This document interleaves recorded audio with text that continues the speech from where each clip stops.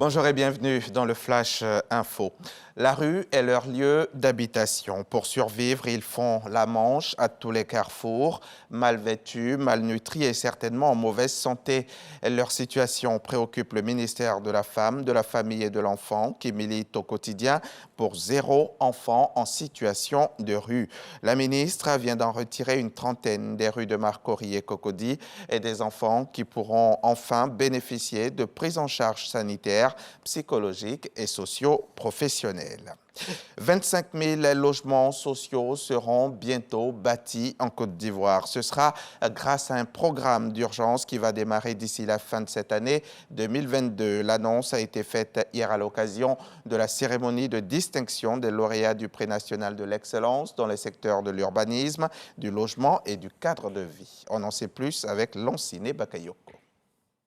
Cette célébration met en lumière les meilleurs acteurs de la copropriété, de la promotion immobilière et de la lutte contre le désordre urbain, mais surtout œuvre à créer le meilleur environnement institutionnel possible pour favoriser l'éclosion de champions nationaux dans les domaines de la gestion du cadre de vie. Notre vision d'être demain un champion national au service de l'économie ivoirienne est décuplée avec la confiance mise en nous par les autorités publiques. Et depuis notre accession à la tête de la commune de Tessalet, nous avons pris des mesures extrêmement courageuses pour libérer les artères, pour libérer les réserves occupées, pour faire en sorte qu'il y ait un meilleur cadre de vie dans nos communes.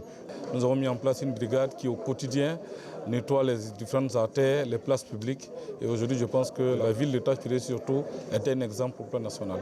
En vue de redynamiser la production de logements abordables, le gouvernement a procédé à une réforme en profondeur des instruments techniques et financiers dédiés au secteur de l'habitat.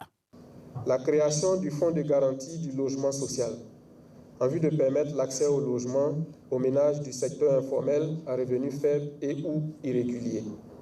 La recapitalisation de la BHCI, Banque de l'Habitat, Côte d'Ivoire, désormais recentrée sur sa mission de financement du secteur de l'habitat, notamment du logement social. À ces instruments, il faut ajouter l'institution de taxes parafiscales sur certains matériaux de construction en vue de mobiliser des ressources suffisantes et pérennes au profit du logement social. L'opérationnalisation de tous ces instruments, techniques et financiers, sera notamment facilitée par le démarrage d'ici fin 2022 de la phase pilote du programme d'urgence de logements sociaux portant sur la réalisation de 25 000 logements dont 20 000 unités au sein des communes d'Abidjan et 5 000 unités à l'intérieur du pays.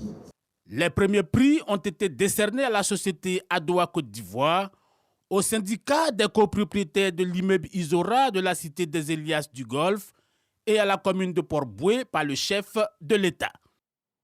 On en vient maintenant à ce projet dénommé Chap Chap, une initiative du conseil municipal de Yopougon, un projet qui vise à favoriser l'entrepreneuriat des jeunes et des femmes. Le conseil municipal vient donc de leur offrir une cinquantaine de charrettes pour le commerce de sandwichs. Nous y reviendrons à 13h. Dans un décret rendu public samedi soir sur les ondes des médias d'État, le président de la transition en Guinée, le colonel Mamadi Doumbouya, a confirmé le ministre du Commerce, de l'Industrie et des PME, Dr Bernard Goumou, dans les fonctions de Premier ministre qu'il occupait comme intérimaire depuis la mi-juillet.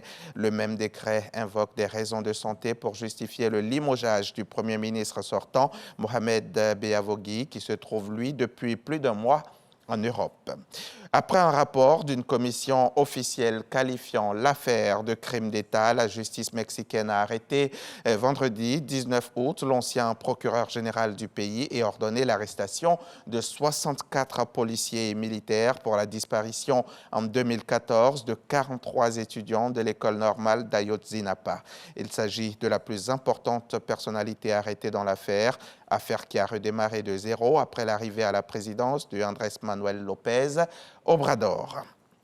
C'est la fin de ce flash, mais avant de nous quitter, sachez que tout à l'heure, dans le 13h, nous allons recevoir le titulaire de la toute nouvelle chaire UNESCO dénommée Anticipation, Prospective et Territoire durable, chaire UNESCO qui est située à l'Université Alassane Ouattara. C'est la 4e chaire UNESCO dont bénéficie la Côte d'Ivoire.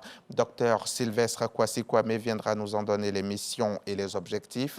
Ce sera dans le Dimanche Magazine. C'est à 13h et c'est uniquement sur RTI.